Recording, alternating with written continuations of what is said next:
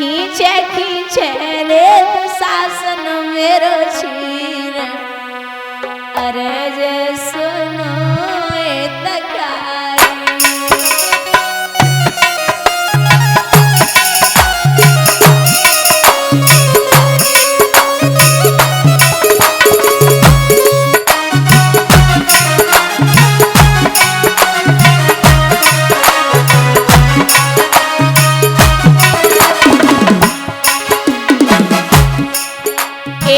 हस्तनापुर में जाए के देखो बैठ के गई बारी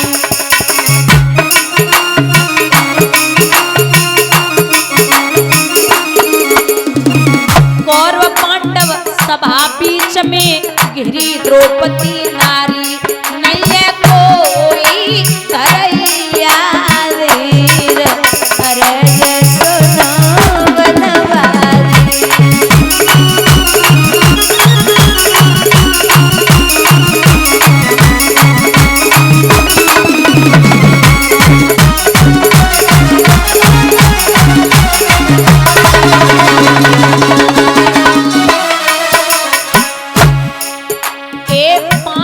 पांडव ऐसे बैठे जैसे अबला नारी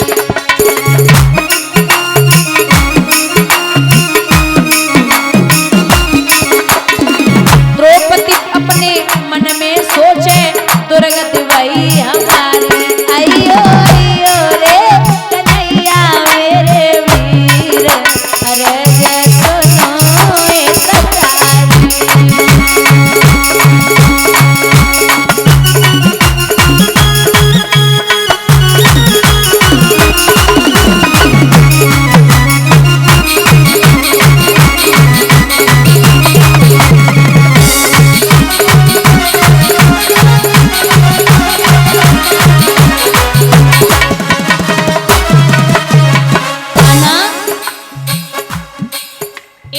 बादन की याद करो कन्हैया उंगली कटी तुम्हारी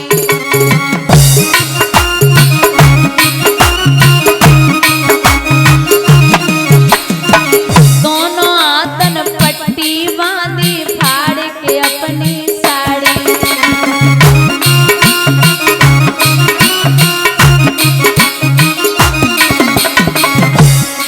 आई गई रे कन्हैया तो यारे अरे जे सुनो ए तकारी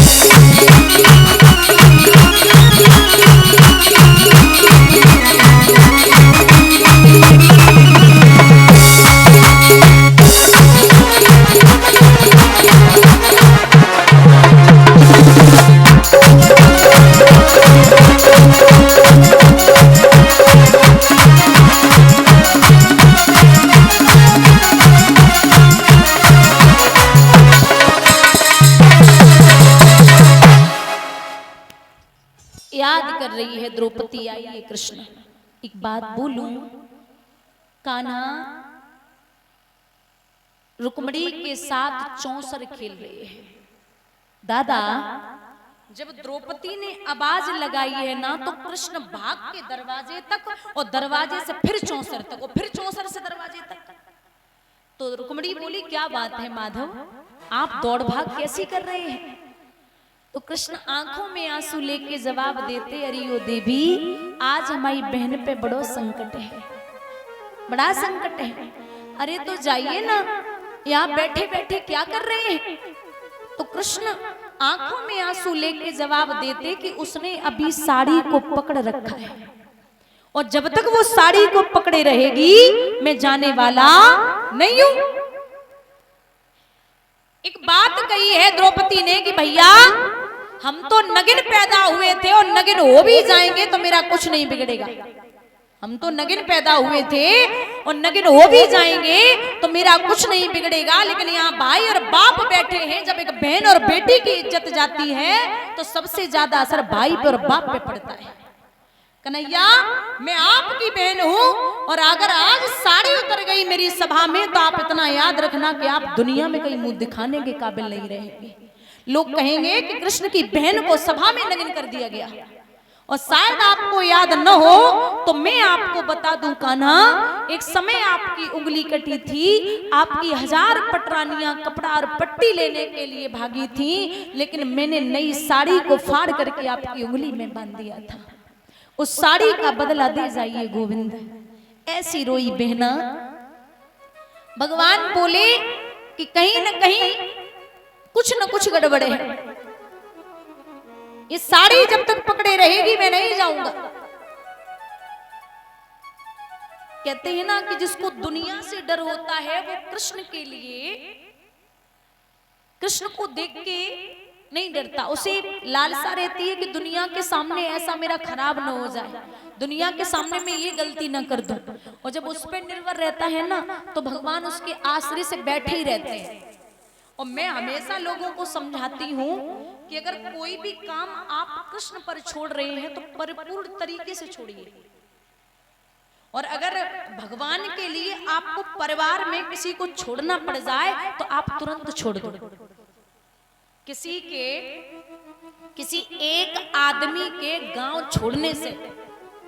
किसी एक आदमी के गांव छोड़ने से पूरा गांव नहीं पूरा क्षेत्र बच रहा है तो उस आदमी को घर से निकल जाना चाहिए,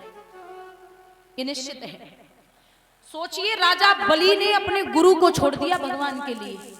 प्रहलाद ने अपने माँ बाप को छोड़ दिया भगवान के लिए, भरत ने अपने परिवार को छोड़ दिया भगवान के लिए, एक और भरत हुए जो सगे भाई राम जी के हैं, उन्होंने राजगद्दी छोड़ दी भगवान के लिए, ध्रुव ने अपना पूरा परिवार छोड़ दिया भगवान के लिए, और तो छोड़िए भैया विभीषण ने अपने सगे भाई रावण को छोड़ दिया भगवान के लिए। बोलिए गोविंद भगवान की। अगर आपको भगवान से मिलना है और परिवार में किसी न किसी को छोड़ना पड़ जाए तो आप छोड़ दो, कुछ नहीं जाता, क्योंकि प्रेम गली अति सांकरी जामे दोय न समान, एक ही आ सकता है। एक विद्वान ने लिखा है कि चलती चाकी देख कर गया कबीरा रोय, और दो पाटन के बीच में साबित बचा न कोई। लेकिन चाकी होती ना, चाकी उसमें एक मानी होती है ना,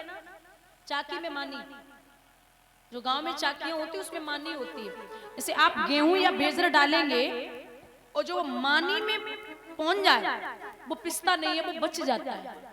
ऐसे ही भगवान कहते कि चाकी चाकी सब कहे और मानी कहे न कोई, और जो चिपटे बाकील सौंप को बाल न बाको।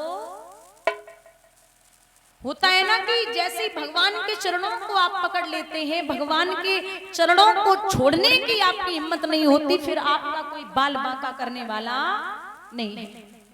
यहाँ आदमी इतना समझदार है। एक बात बताइए, सब कह के आए थे कि मैं जाऊंगा मृतलोक में तो आपका भजन करूंगा, आपका संकीर्तन करूंगा, यहाँ के बेईमानी कर लेते, ये गलत बात है ना। आप कहीं शहर में जाइए,